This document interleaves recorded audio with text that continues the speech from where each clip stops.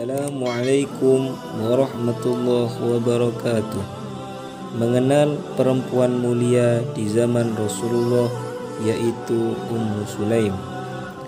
Dijelaskan dalam kitab Ar-Rijal wan Nisa Haular Rasul, Ummu Sulaim adalah ibu dari Sayyidina Anas bin Malik, pembantu Rasulullah Shallallahu Alaihi Wasallam, yang mana nama asli dari Ummu Sulaim adalah Rumaiso.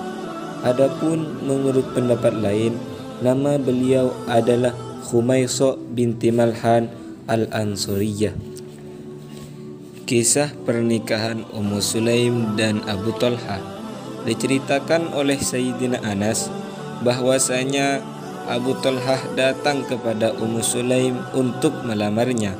Ummu Sulaim berkata, "Wahai Abu Talha, demi Allah, tidak ada seseorang yang gagah sepertimu.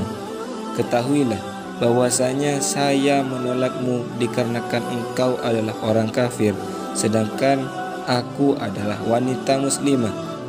Dan dalam agama Islam dilarang untuk menikah dengan orang yang bukan Islam. Jika engkau masuk Islam, maka itulah maharku dan aku tidak menginginkan hal yang lain." Sayyidina Sabit berkata, "Tidak ada mahar seorang wanita yang lebih mulia daripada maharnya Ummu Sulaim." Keutamaan Ummu Sulaim diceritakan oleh Sayyidina Jabir. Rasulullah Shallallahu Alaihi Wasallam bersabda, "Ra'aituni dakhultul jannah, fa idzan ana birrumaysa imra'at Abi Talha, wa sami'tu atan, qultu man hadza, faqala hadza Bilal." Yang artinya, saya bermimpi masuk surga. Waktu itu saya bersama Rumaiso, istri Abi Talha, dan saya mendengar bunyi suara langkah kaki. Saya bertanya, "Siapa dia?" Rasulullah menjawab, "Dia adalah Bilal."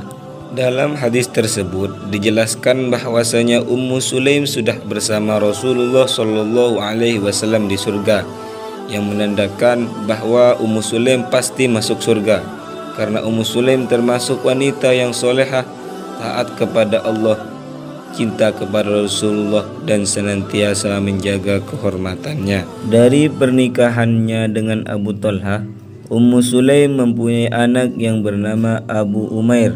Nabi Shallallahu Alaihi Wasallam sering bercanda dengan Abu Umair ketika berkunjung ke rumah Abu Talha. Suatu ketika Abu Umair menderita sakit yang cukup parah. Pada saat yang sama Abu Talha sedang ada keperluan keluar dalam waktu yang agak lama. Dan ketika itu anaknya meninggal dunia.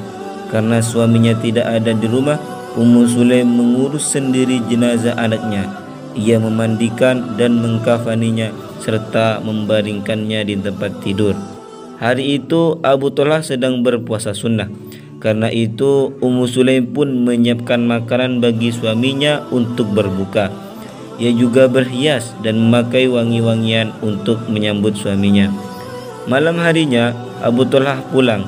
Ia berbuka dengan makanan yang disiapkan istrinya. Ia bertanya tentang keadaan anaknya yang sakit. Dan Ummu Sulaim menjawab, "Alhamdulillah, dia dalam keadaan yang baik-baik saja. Engkau tidak perlu memikirkan keadaannya lagi." Tentu maksudnya adalah menenangkan suaminya tanpa ia harus mendustainya. Karena sudah meninggal, jelas saja tidak perlu dipikirkan lagi. Tetapi Abu Talha menjadi tenang. Ia meneruskan makanannya. Malam itu juga ia menggauli istrinya, kemudian tertidur. Ketika bangun di pagi harinya, Ummu Sulaim yang sudah bangun terlebih dahulu bertanya, "Wahai suamiku, seandainya seseorang diberi suatu amanah, kemudian pemiliknya mengambilnya kembali, haruskah ia mengembalikannya kembali?" "Tentu," kata Abu Talha, "dia harus mengembalikannya. Ia tidak punya hak untuk menyimpannya." Mulailah Ummu Sulaim menjelaskan keadaan anaknya. "Suamiku, Allah telah mengamanatkan Abu Umair kepada kita, namun kini dia telah memanggilnya kembali." Mendengar penuturan ini, Abu Talha jadi sedih, bahkan sedikit marah. Ia menyesali kenapa Ummu Sulaim tidak memberitahukannya semalam. Ia menemui Nabi SAW dan mengadukan apa yang dilakukan istrinya. Ternyata Rasulullah SAW memuji kesabaran dan apa yang dilakukan Ummu Sulaim tersebut. Beliau juga mendoakan semoga Allah Subhanahu wa Ta'ala memberkati hubunganmu tadi malam dengan istrimu. Demikianlah sedikit kisah tentang perempuan mulia di zaman Rasulullah, yaitu Ummu Sulaim.